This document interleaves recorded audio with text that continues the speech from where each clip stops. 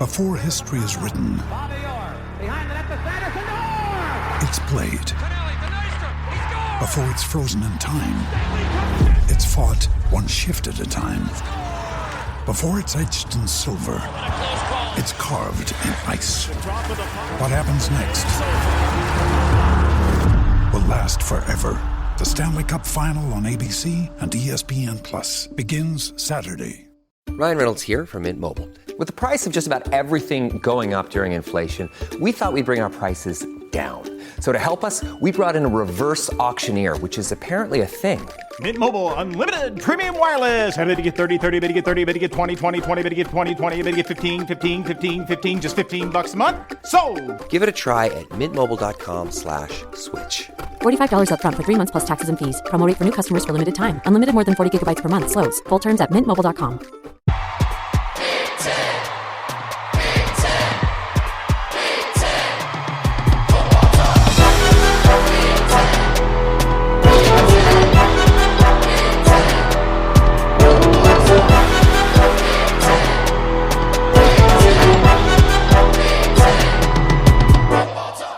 What's up, everyone? Welcome to the Big Ten Football Talk Podcast. I'm your host, Zach Guggenheim.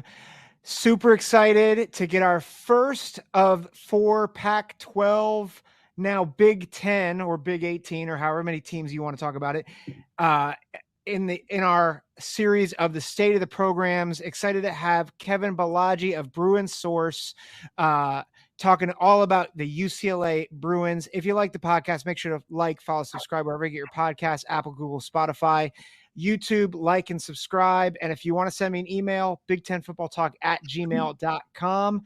But without further ado, let me introduce to you Kevin Balaji of Bruin Source. Kevin, thanks for joining us.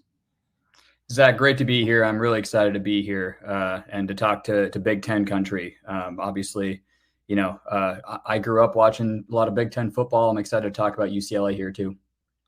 Yeah, and I'm grateful that you have shifted allegiances because, as my listeners know, I'm a big Buckeye fan, and you grew up in Michigan country, but now you've switched sides to UCLA. So I feel like we can be friends. So I was born in Michigan country. I grew up watching Michigan. I've watched a lot of Buckeye beatdowns growing up because that's when I grew up.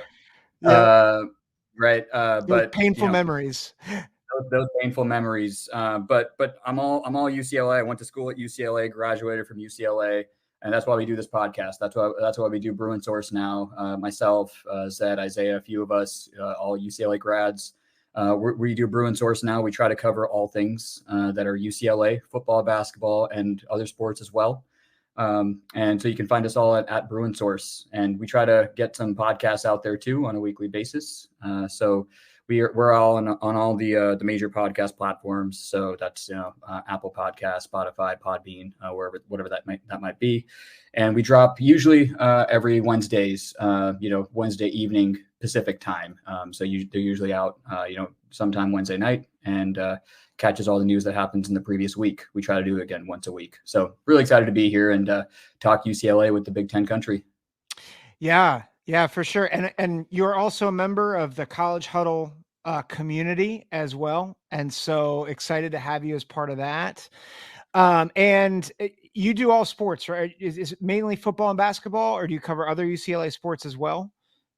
Mainly football and basketball, but the women's basketball tournament, UCLA made a run in that. We covered that as well. UCLA just made a run in women's softball. We talked about that on this last podcast. So we'll cover the major UCLA events. Naturally football and basketball are the big ones that we'll cover. Very cool. Very cool. Well, we're excited on this podcast to talk football, and there's a lot to talk about with UCLA, not just with football, but I think even just traditions. The Big Ten is a tradition-laden league, and I think UCLA brings a lot of tradition with it as well. And so I'm excited. We were talking pre-show, just excited to kind of pick your brain on what makes UCLA distinct and unique. So I'm excited to get into that. But before we do that, UCLA has probably been the program coming in with maybe the most intrigue and mystique, because, with USC and Oregon, you kind of know what you're getting, powerhouse programs. With Washington, they were the national runner up, but there's a lot of transition. With UCLA, they've kind of felt like an unknown. Obviously, a lot of stuff going on with Chip Kelly. You have Deshaun Foster taking over the program. Let me start with this. Obviously, Chip Kelly was there for a number of years, and now he's left. Describe what the journey has been like for UCLA from the beginning to the end of Chip Kelly. Yeah, and it's a fun story for those who don't know it. I think the Chip Kelly experience was very unique in a particular way. You have bad coaches. You have coaches that they're hired and for whatever reason doesn't work out, and it's fine. You move on to the next guy. It's really hard to take a coach that from day one shows you that they don't really want to be there and they don't want to do the job of a college football coach. And that kind of fundamentally was why the Chip Kelly experience was a little unique. And I think to tell the story, you got to go back to how Chip Kelly was hired and what UCLA was like when he first got there. It was very un-UCLA-like to move off of Jim Mora, Chip Kelly's predecessor, after a pretty successful, first 3 to 4 years where they were winning 9-10 games. They were in the national conversation. A lot of stacked rosters looking back on it when you look at the players that played in the NFL and kind of who's still out there. But he had a couple of bad years and UCLA cut bait. They cut bait and they went out and got the best coach in the marketplace, which at that time, ahead of the likes of Florida, ahead of the likes of Nebraska, which was Chip Kelly. And that was, a very un-UCLA-like thing to do, who traditionally is pretty conservative with how they manage their sports and such. And Chip Kelly, UCLA was flush with cash. They just built a brand new, state-of-the-art football facility. They gave him carte blanche to kind of do whatever he wanted. But early on, the warning signs were there for people to see that Chip was not really motivated to be here. His first recruiting cycle, it was clear, like we were just literally not offering players. We were not recruiting. And the number of players to like spots that we had in the class, like the math wasn't adding up. Those players would, various recruiting reports, you'd hear that, hey, like, I don't know what's going on with UCLA. They're not reaching out to me. Right. So that's the kind of stuff that's going on. Funny story, Mason Graham, who's now at Michigan, right? Like before the Rose Bowl, he's from Anaheim. He's from California. And, he went out and talked about how UCLA was his dream school. And he camped at UCLA multiple times and didn't hear from anyone. And just didn't hear from anyone. So you hear that, you see this, pretty quickly eliminated all the forms of public fan engagement. We had things like, I think they're whatever, but, everything helps. The Bruin Walk, Bruin Fan Day, got rid of spring games and turned the spring game into like this special teams practice at the track field, like stuff like that. And so this stuff has all happened in the first 5-6 months he's there. And I think at the time, UCLA fans just kind of look past it, right? Because it's Chip Kelly. It's Chip Kelly, the genius from Oregon, and you kind of look past all that stuff. But then the first 3 seasons happen. And those first 3 years, in total, we win 10 games over 3 years, right? And it was the worst 3-year run since like pre-World War II for UCLA football. But then there came this little lifeline for Chip Kelly. And I came about, I would say after the 2020 season when this thing called the transfer portal showed up. And early on, if we remember the transfer portal, it wasn't like used in the first couple years how it is today, where everyone's kind of all over it. I would say Chip Kelly, partly because, again, he didn't really recruit in high school, took the transfer portal as like his big opportunity. And he got a lot of guys through there. So he got players like Zach Charbonnet, who, they were from the California footprint, but they went elsewhere and then they came back, right? Got Jake Bobo, got some offensive linemen. So he plugged some holes in the roster in those initial years of the transfer portal, which I think set the foundation for those 8 and 9 win seasons that kind of followed that. But then when you investigate that a little deeper, you find out that, sometimes scheduling luck is just a part of this, right?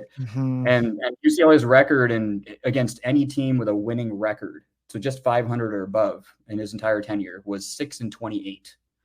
Wow. So the moment we played a team with a pulse, like we were usually toast. And that kind of sets us up to this past season where, again, UCLA riding some scheduling luck. They finish 8-4 again. But I think a lot of things are about to catch up to Chip Kelly, and he sees the writing on the wall. UCLA has just signed its worst ever recruiting class in the history of recorded statistics about recruiting classes. Yep. The transfer portal is now no longer a secret. Everyone's in on the transfer portal. So it's not just Chip Kelly going out and getting players. And this thing called NIL, that's a bit of an issue now, right? Mm-hmm. And, Chip Kelly has pretty much ignored donors since the moment he got here. Now, when you really need them, they're not there for him. The NIL collectives at UCLA are trying to come to him and say, please, help us out here. Let's do some fundraising.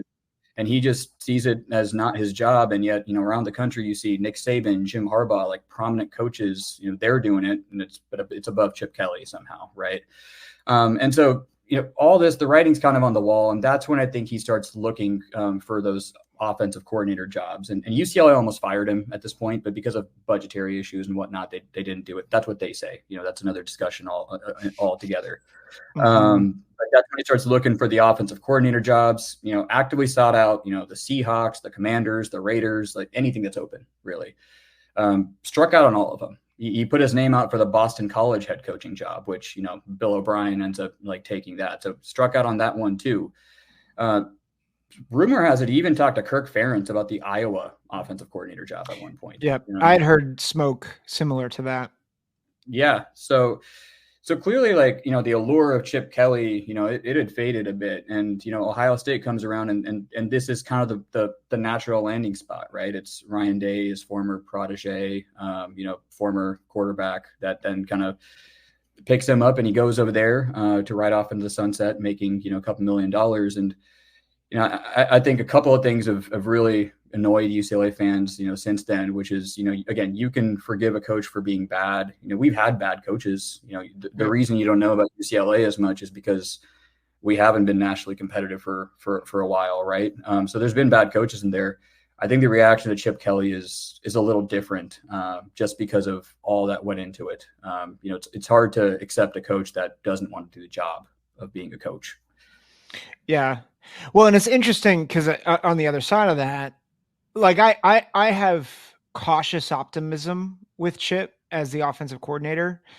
One of the things, though, that I think, and it's a positive, I think, on the Ohio State end, is he looks rejuvenated, but I think it's because he doesn't have to do the things that you were talking about, which is NIL, not a ton of recruiting, not talking with donors, which in a lot of ways, that's the new world of being a college football head coach, which it doesn't mean that UCLA fans are wrong and Ohio State fans are right. I think it's just more, you're helping us understand the fuller picture of kind of the rocky life and coaching career of Chip Kelly. It's like, as this has shifted, he did not shift.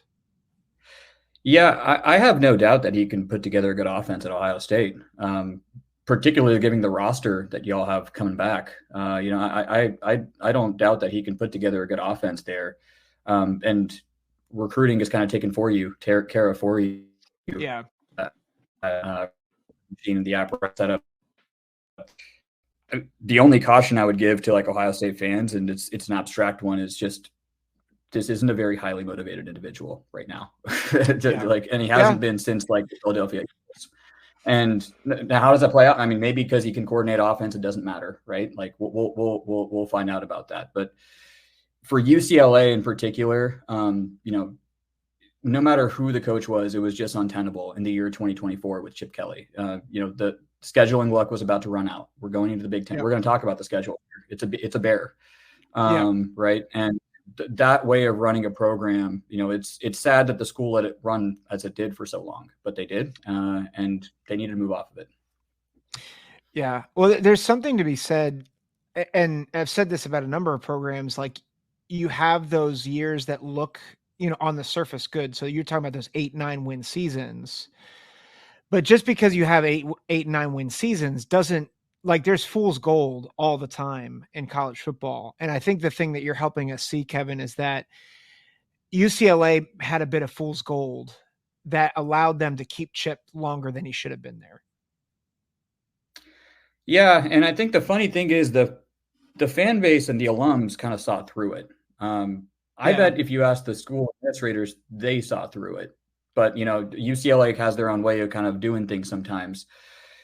Chip, I think, he knows a lot of people in the media, and they try to sell a story about, how, he had to tear the program down those first 3 years to the studs so that he could build it back up to this 8-9 win program. And the problem with that is when you think about it, Carl Durrell, the guy that went 1-11 in Colorado, he won 10 games here. Jim Mora won 10 games multiple times. So this idea that we had to tear down to the studs to come back to a level that was worse than the other coaches before that also got fired, right? It doesn't add up. So I think, again, we had to get out of this. I'm excited about Deshaun Foster. I mean, obviously it comes with its own concerns, but the mere fact that, we're starting to operate like a college football program should in 2024, I think is the right next step. Yeah. Well, let's talk about Deshaun Foster, because I think Deshaun, obviously a legacy, UCLA legacy, great player, and has really been a good position coach for a number of years at UCLA. How are you guys feeling about him kind of moving from his position coach position to all of a sudden being the head guy? Yeah, I think the first thing that excites me is that he's showing passion, and again, he's doing the things that you need to do as a college football coach in this day and age. Because again, what was going on before with Chip Kelly, it's beyond wins and losses. The infrastructure of UCLA football is pretty much on the ground now in this day and age of NIL and such. Deshaun Foster is doing the hard work of getting that all back up. So he's a Bruin himself. He's a player the last time that UCLA was truly a national power back in the late 90s. And so he's hired a staff with some pretty good experience. Eric Bieniemy, he's the big name, but there's some great other hire. Good. Yeah. I usually sometimes these NFL hires, you get skeptical of them because it's are you going to bring your big NFL playbook and try to translate it to college kids and whatnot? And are they going to like to do, again, the job of what you need to do in college? But I think those questions kind of early on have been answered. UCLA, once again, they're going back to offering players. They're hosting official visit weekends in the spring and the summer. He's, Deshaun Foster, he's engaging with donors. And in a short time, I think he's built the UCLA NIL apparatus to a better place. There's still a lot of work to do there, but he's built it in a short time to a much better place. Bringing back, fan engagement. So, opening up spring practices again. He has these, unique fan events like Friday Night Lights and such, where spring practices on a Friday night and people come out. That's a fun thing to do. He did the spring game again, and he got some good wins in the transfer portal early, because of some of the NIL work that he did. So those things I think are good, early wins. Those results are promising. UCLA sits right now at around about 30 in the recruiting rankings. Yeah. And based on the irons in the fire, it looks like they should have a good chance to finish in the 20-25 range, which is just about where UCLA should be given its proximity and its location to talent and things of that nature. Yeah. The worry, I think, that coming into this was, he's coming from Chip Kelly's staff. And the worry was, is that the playbook that he's going to take over and use? But, that's not happened.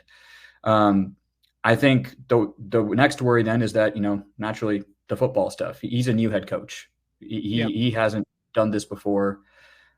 We don't know anything about the actual football side of this. And again, we're not going to have the schedules we had in the last 3 years.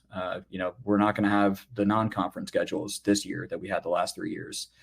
And so, he's created some early buzz. I think he has a window here where, what we have to avoid is the cratering season.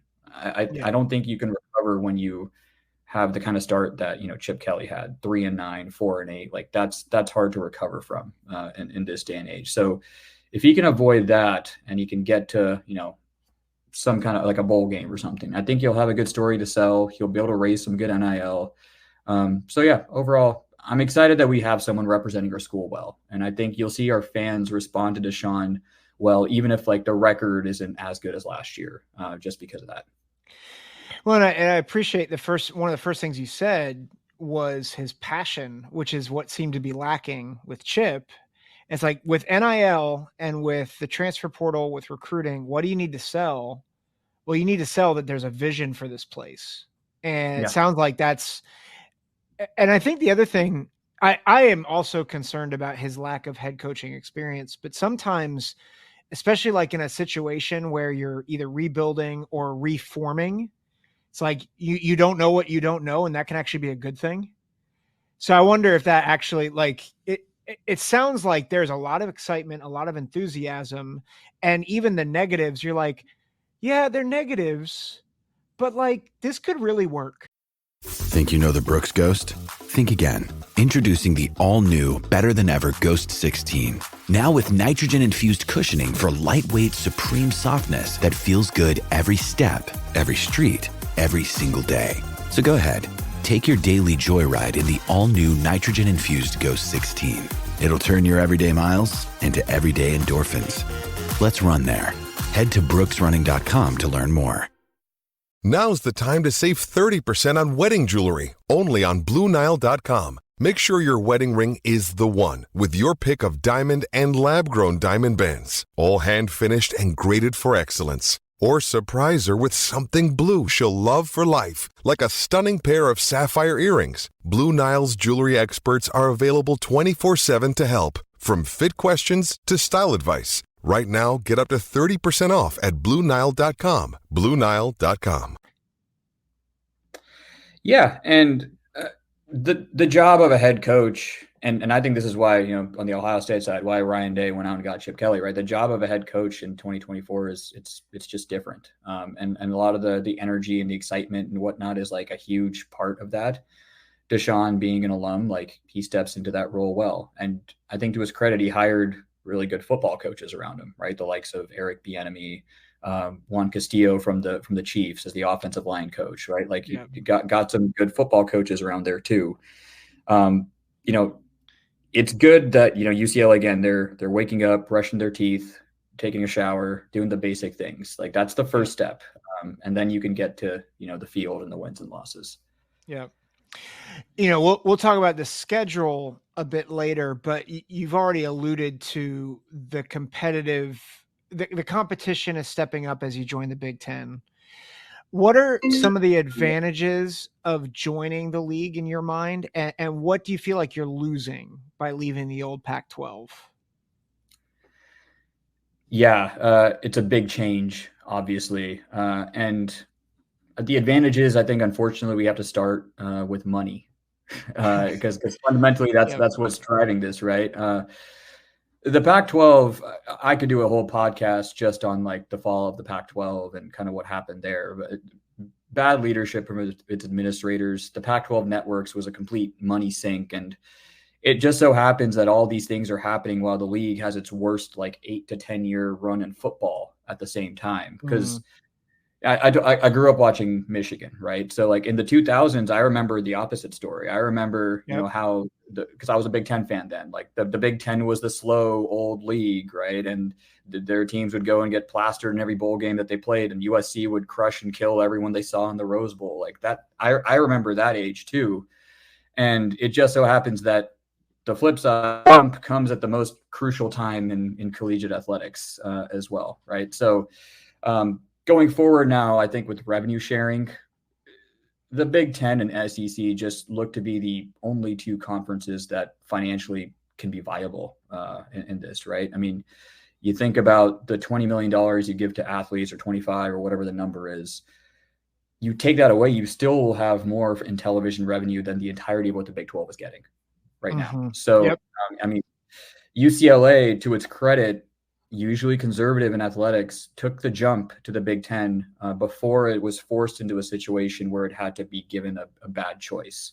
Some of our other Pac-12 brethren, or other University of California brethren, right, Cal, was essentially forced into a situation where they're going to the ACC and making no money just because they want to participate in athletics, right? Yep. And UCLA doesn't have to do that. What I'm looking forward to, the games against the marquee opponents, they're going to be fun. I don't look forward to playing Ohio State in our current position right now, and Ohio State's current position. But thinking about Ohio State and Michigan and these big brands coming to the Rose Bowl, and us going to the Horseshoe and the Big House and Penn State and all these big environments, I mean, that's exciting. It's going to be great to watch no matter what happens on the field. And the league's going to live in all 3 time zones. That's going to be great from an exposure standpoint. I think the Pac-12 really suffered on that angle when, a lot of their games, you're still going to see, I think, primarily the West Coast teams play at night because they can and the others can't. But the fact that the league will get coverage broadly, across the country is going to be a positive. I could also see a future where there's a foundation for West Coast teams here and more of them come back in. And I don't know, maybe this looks like the Pac-12 within the Big Ten all over again. Who knows where this all goes? But I'll definitely miss the Pac-12. It was the league was destined to its fate for some time, but UCLA had a history of competing against these schools for about 100 years. And college sports, so much of it is about the pageantry and the rivalries and the kind of the local matchups and such that you have. And you think about, the schools like Arizona State and Stanford and Cal, their alumni, they all come to LA, they come to San Fran, they all live in the footprint here. And so, we have a lot of in common, coworkers, friends and such that went to all these schools. We don't have that with Iowa and Minnesota and Indiana, right? We don't have that. We'll hopefully develop it, right? But we don't have that. So I'm definitely going to miss the Pac-12, miss the games. I'm really going to miss the concept of, the Pac-12 and the Big Ten meeting up in the Rose Bowl. That's been gone for a while. But there's just something to be said about, again, the pageant college football. And those are things that, they're not going to be here. And that's sad. Yeah.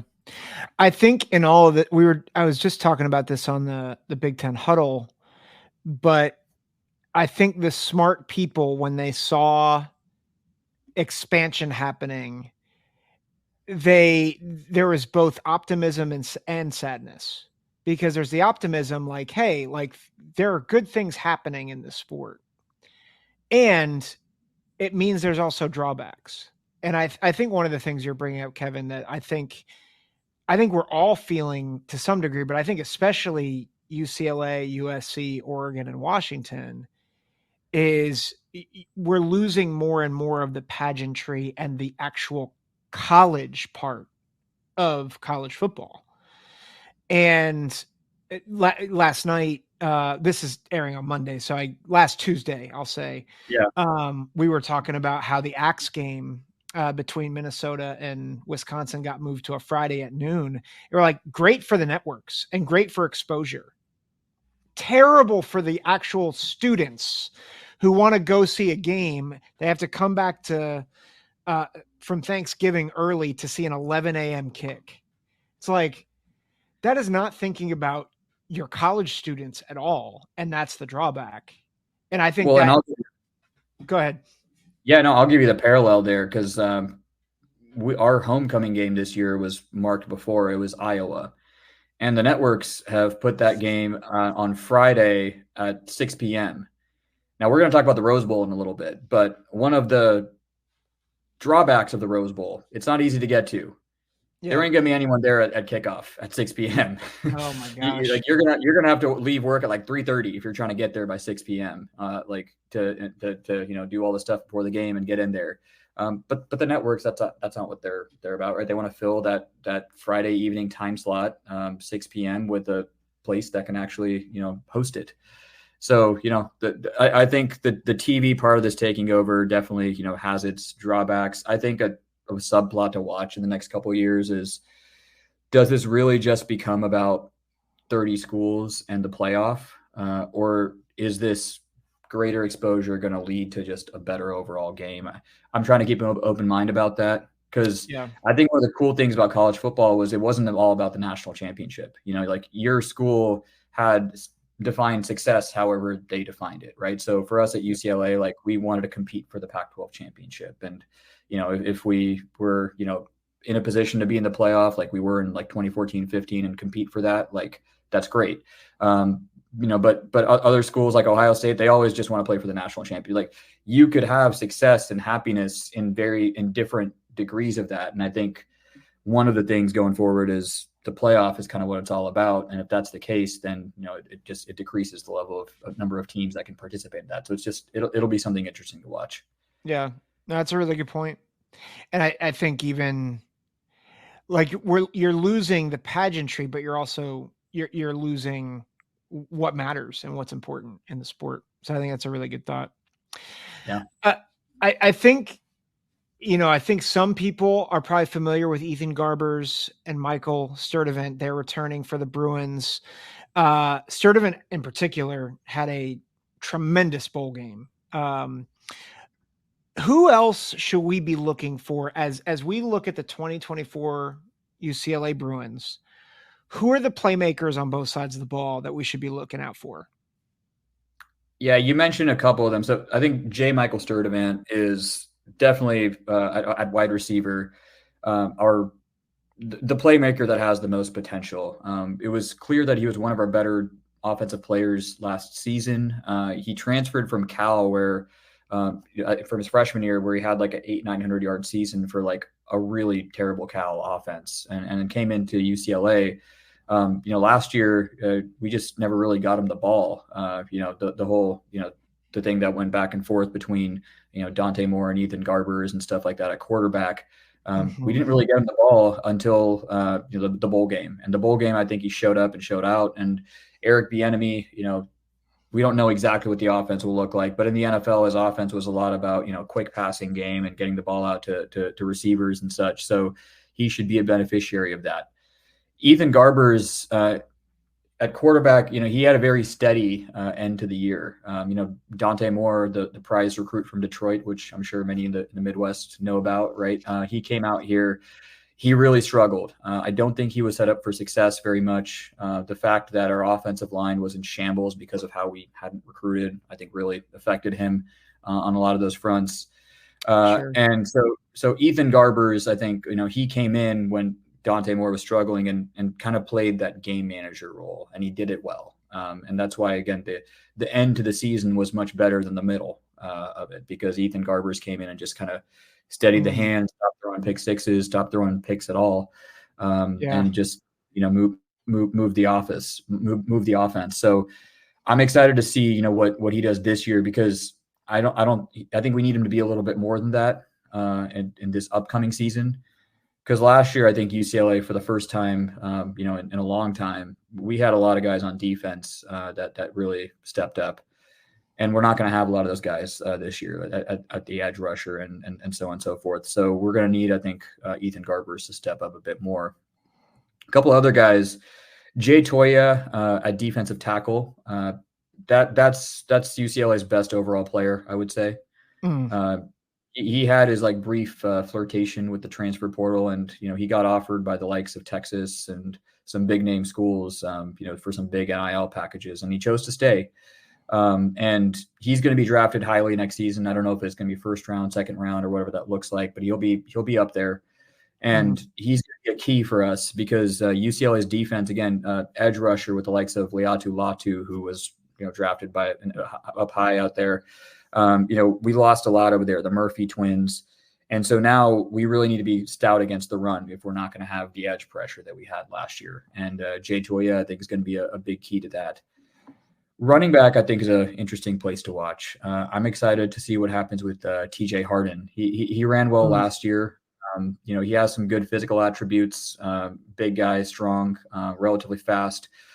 But it's going to be a new system for him this year. Again, Eric Bieniemy, likes to get the ball out on the perimeter, also likes to use his backs in pass catching situations. So that's going to be a fun thing to watch, how that all goes. Overall, I would say the overall note on the playmakers and such, the UCLA team this year, I would say it's not as talented as we'd like it to be for all the reasons we've discussed already, but it has enough pieces to be, just dangerous enough to where you can avoid the cratering season. I don't think this needs to be, the fateful 3-9, 4-8 kind of year that really puts you behind the eight ball. I think there's enough on here to where you can win enough games to get some excitement back. Yeah. Yeah. Well, and I think if Sturdivant plays up to his potential and, Harden is a good piece. And you said Toya is the defensive tackle. Toya. Yeah. I mean, those are to have a good receiver, a good quarterback, good running back, and a good defensive tackle. That really helps in a lot of situations, especially if you can stop the run. So yeah, you're talking about avoiding the cratering season. The schedule is not kind. 3-game stretch of at LSU, home against Oregon, at Penn State, and then road trips to Nebraska, Rutgers, and Washington. And I know some people might think Rutgers is Rutgers of old. They're not. They're a much improved squad. And then Fresno State is not a gimme group of 5 opponent. As you look at this schedule, what is the best case and worst case for UCLA this year? Yeah, well, so the reason that Fresno State is not an easy group of 5 opponent is because we've stubbed our toe on them quite a number of times. So we UCLA, we know all about that.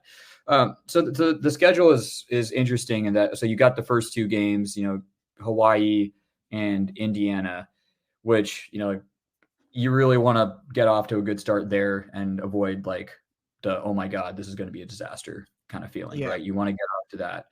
Because then it's murderer's row there for 3 weeks. You got at LSU, home to Oregon, at Penn State.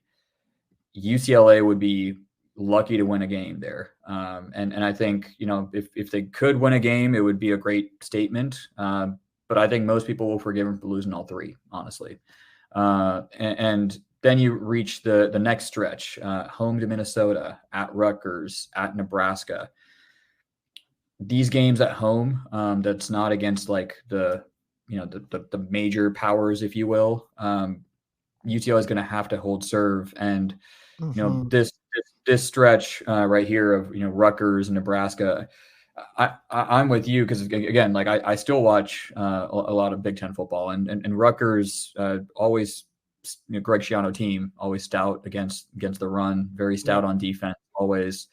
And on the road, that's going to be tricky. At Nebraska, funny enough, UCLA has had success under Jim Moore. We went to Nebraska a few times, and we did well there. But Nebraska is going to Matt Rule's second year. It's going to be better, and so I think you'd hope to win one of those games over there.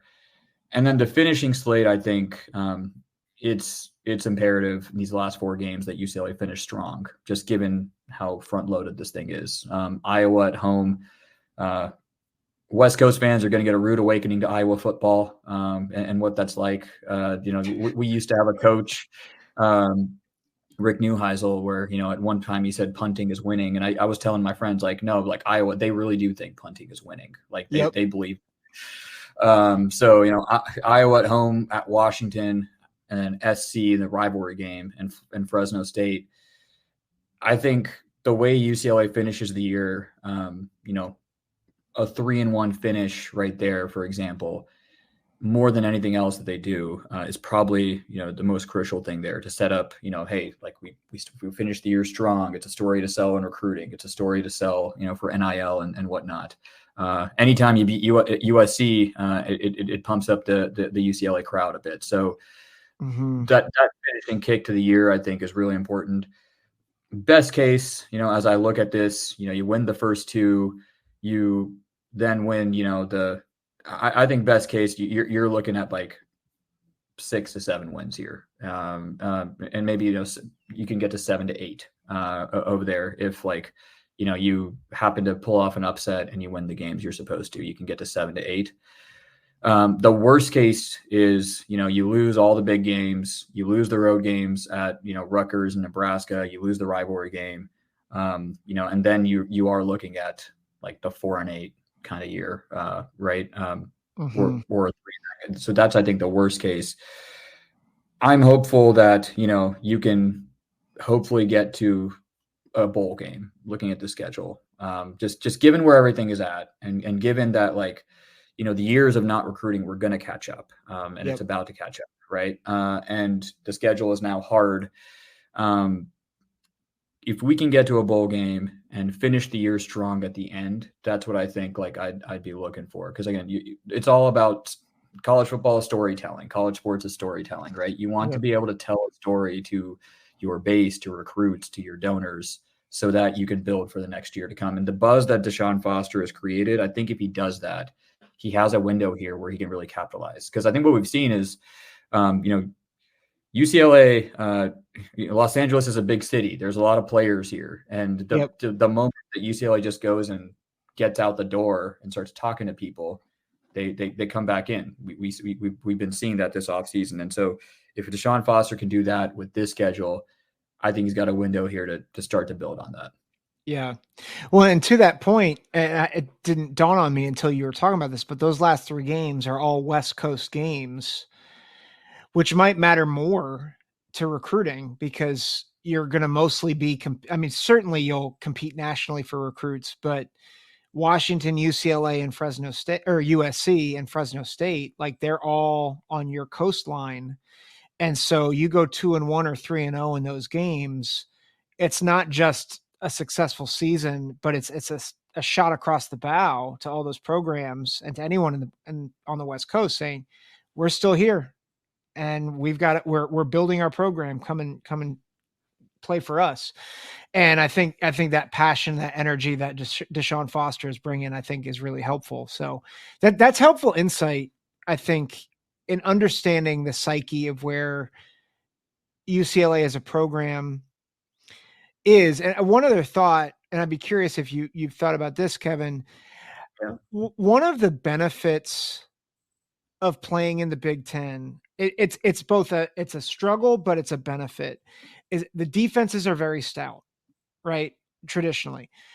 And I've said this about especially Iowa for years, their margin for error is always super thin because offensively they're challenged. And you have several teams on the schedule where like the offense is not great, or at least it hasn't been great. Like Penn State, I'm high on Penn State this year, but like Penn State has not been like an offensive juggernaut the past couple of years. Rutgers, I think very, very good, but offensively, they struggled. They don't have a ton of playmakers. Iowa, same thing. Nebraska, they're probably starting a freshman quarterback in Dylan Raiola. So there is opportunity here where you might swipe a couple wins that you didn't think you were going to get either. Do you have any further thoughts on that?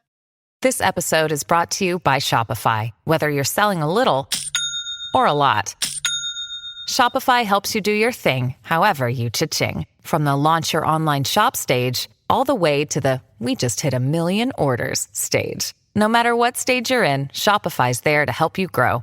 Sign up for a $1 per month trial period at shopify.com/special offer, all lowercase. That's shopify.com/special offer. When you need mealtime inspiration, it's worth shopping Baker's, where you'll find over 30,000 mouth-watering choices that excite your inner foodie. And no matter what tasty choice you make, you'll enjoy our everyday low prices, plus extra ways to save, like digital coupons worth over $600 each week. You can also save up to $1 off per gallon at the pump with fuel points. More savings and more inspiring flavors make shopping Baker's worth it every time. Baker's, fresh for everyone. Fuel restrictions apply.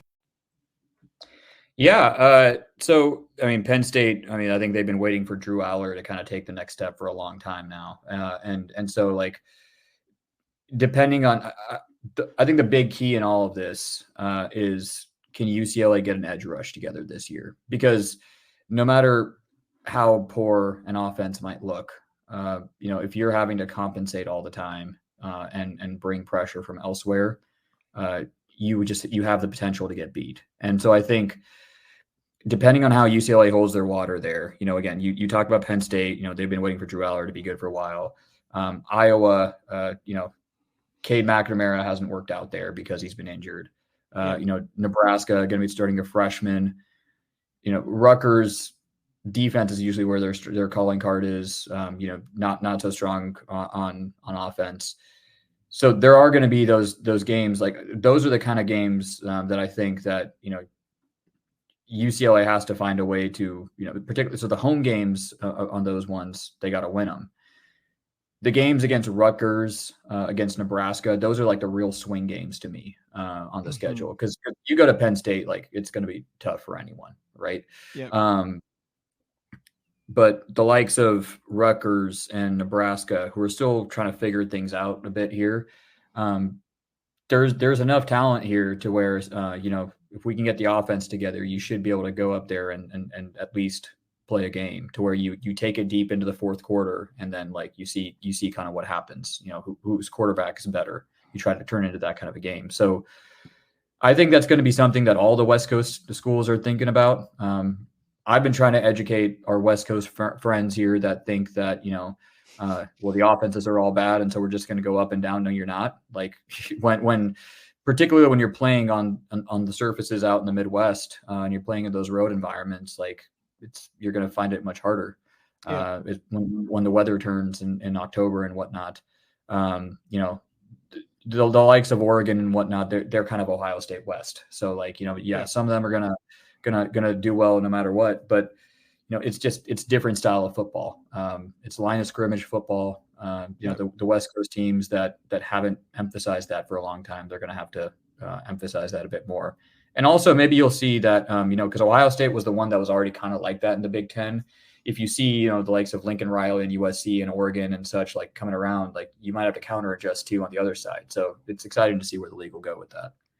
Yeah, it'll definitely be clash of styles. And I think it'll be interesting to see how in this first year, the West Coast schools really do adjust, because it's how much of it is going to be that the traditional schools have to really shift their game plan a little bit. And especially as they travel out to the West Coast. So be good.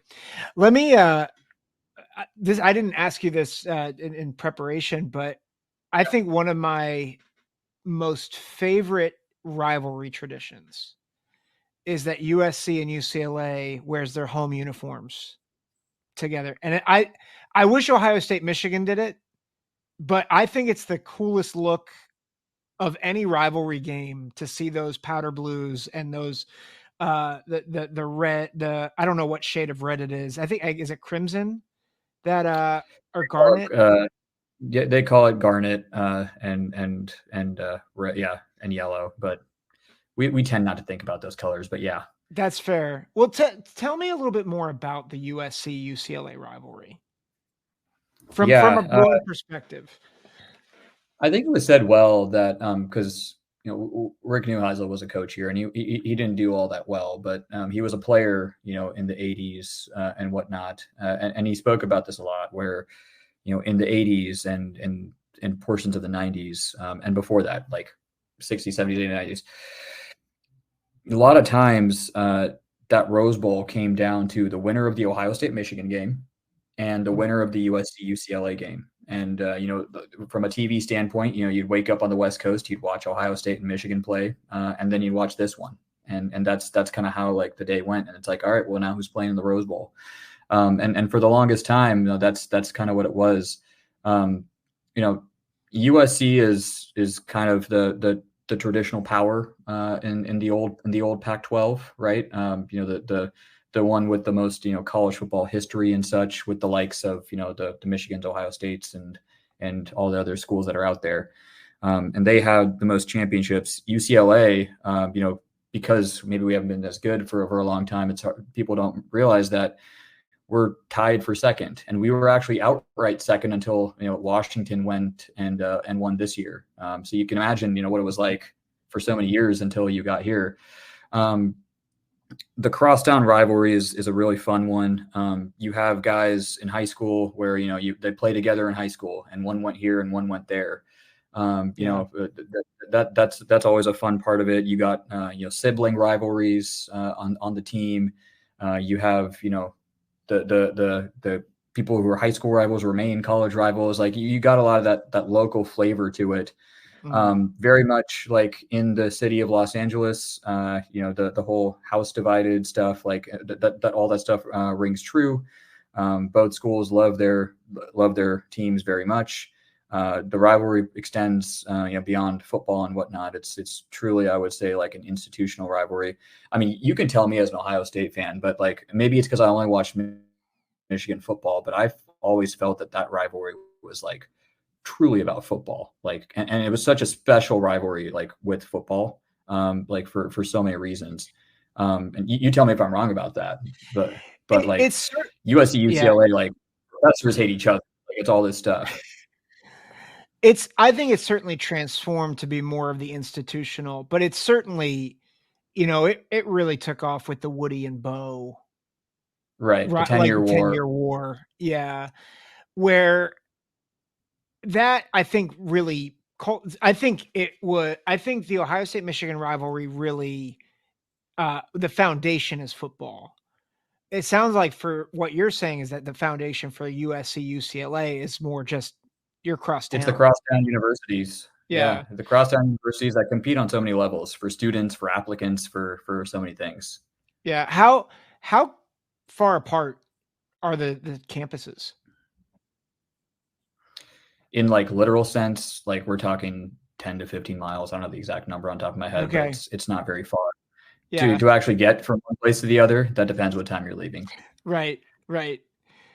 It might be a couple hours. Yeah. And I know we're going to talk about like the arenas and such. Like USC, they play in the Coliseum. That happens to be like right outside campus. So it's a real convenient thing for them. For us, we play in the Rose Bowl, which is much further from campus. Yeah. Let's talk about that. Like, so the Rose Bowl is in Pasadena. How far is Pasadena from UCLA? Yeah, it's a solid, 20 to 25 miles from campus. So it's not close to campus by any means. Yeah. So historic venue, great venue, but not convenient. Yeah. And so kind of describing what a Bruin game day is like for the students out there. The school will arrange these, shuttle buses and things like that, where, they'll pick them up on campus starting like, 4 or 5 hours before the game, and they'll drive them to the Rose Bowl and such. And so like the school does what they can to, get the students out there and whatnot. The disadvantage of the Rose Bowl obviously is, again, it's not on campus. You got to go through that whole setup. If you're going to a game at UCLA, as a student, like you're literally planning for the entire day. You're planning to like leave like 4 or 5 hours before, and then it's going to take you some time to like get out of the Rose Bowl and then get back. So that's like the inconvenience side of it. From a traffic standpoint, kind of no matter where you are in LA, unless you're like in Pasadena, it's not the easiest place to get to. Like if you're in West LA or, South LA or whatever that might be, or a lot of alumni in Orange County, right? Like it's all like a bit of a trek from each of these different places. So location wise, it can be trouble. The great parts about the Rose Bowl, I think, is what you said. It's the storied arena. You can, I don't want to get too deep into it, but you can smell it like when you get inside, right? Like you get inside and you feel like you walk into the Rose Bowl and you see like all the placards of all the Rose Bowl games and such that were played there. And UCLA has been playing there for a long time, right? They've been playing since the 80s and such in the Rose Bowl. So that part's really cool. The tailgating scene at the Rose Bowl is a lot of fun because it's right alongside the golf course. So you get, that's fun. Yeah. So you got the whole golf course, like in tailgating and stuff. I'm excited to see what that looks like when the Big Ten teams come over, because I'm sure you're going to see a lot of Midwesterners wanting to come out to LA, right? To take a trip and whatnot. And I could see the tailgating scene becoming even bigger, than what it is. That part's a lot of fun. When UCLA is right and when they're doing good, the fans show up. And I think this is like one of the, the conceptions, because of what's been going on with Chip Kelly and whatnot these past 6-7 years. Like I remember when I was a senior in school, I'm going to give my age here, but when I was a senior in school, and Jim Mora's first year, we'd come off of some really bad years of Rick Neuheisel, and it was like we turned it around. We're in the race for the conference, and I remember like right away, the fever was back, and you started seeing 80,000 crowds and 75,000, 80,000, 85,000 crowds all back, and that kind of continued on through his tenure. So when UCLA is right, the fan experience, the environment can be a lot of fun too. UCLA UCLA during those years that led the league in attendance during, that initial like 3-4 year period. So that can be a lot of fun. When UCLA, when UCLA is, not doing so well, given all the extremities like around it, it's a distracted market. LA is not, a Midwestern town. There's a lot of things going on, a lot of pro sports and whatnot. You can get, lesser crowds and that's I'm sure all the pictures and stuff that people have seen, right? Like it's true, real, like we deal with it. And in those instances, the Rose Bowl can be kind of a disadvantage because what actually is like a 50, 60,000 crowd looks like a 10,000 crowd because it's like this massive arena where people are sprinkled in. But I like the Rose Bowl. I love tailgating at the Rose Bowl now that I'm not a student there anymore. So, when I go, it's like to have a good time and whatnot. So I can plan my day around it and go. Great tradition. I wish we could build a stadium on campus, but for so many reasons, I don't think that'll be happening. And so, the Rose Bowl, it's a fun time, and I'm excited for all the Big Ten fans to come and see it. Yeah. One of my big bucket list items is to see a game at the Rose Bowl. One of my colleagues, and a good friend of the show too, Chris, if you're listening, shout out to you, buddy. But his dad, Jim, they got to see Penn State play the Rose Bowl when they played Utah a couple years ago. And I was like, I am so grateful for you guys, and I'm so jealous. But it's at least on television, it's the coolest scene I've ever seen. But it's helpful to understand both the pros and the cons from a UCLA perspective. I've been to 2 Rose Bowl games. So my wife, I'm married into a Midwestern family. My wife, grew up in Iowa and she went to Oklahoma. Oh, wow. Yeah. So when OU played in the Rose Bowl against Georgia, that, the classic double overtime game with Baker Mayfield and all that. Wow. I was at the game. So I got to see that live. Yeah. That was a great game. And that was like the first time I went to the Rose Bowl game, right? Where you see it as the Rose Bowl, and that setup is like something real special. I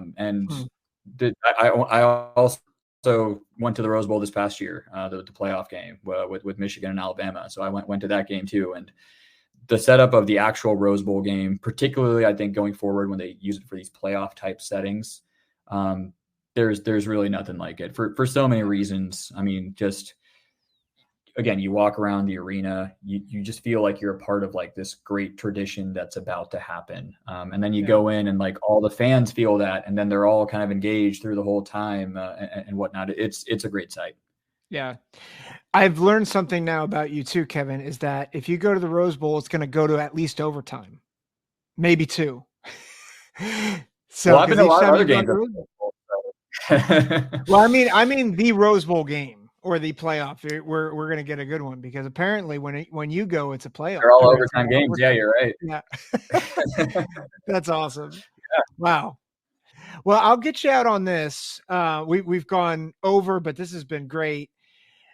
As a UCLA alum, I know you're in Northern California now, but when we come to LA, come to campus, go out to Pasadena, what's the local fare like? What should we be eating and where should we be going? Yeah, so I think you break that up into 2 parts. There's Westwood, which is where campus is itself. And so you go to Westwood, the starting point has to be Diddy Reese. Cookie sandwiches. It's a Westwood classic that you can get like a dozen of these amazing cookies for like $3. I don't know what it is now, but awesome. It sounds insane, right? Yeah, it sounds insane. You get these like really good ice cream cookie sandwiches for like $2. It's great.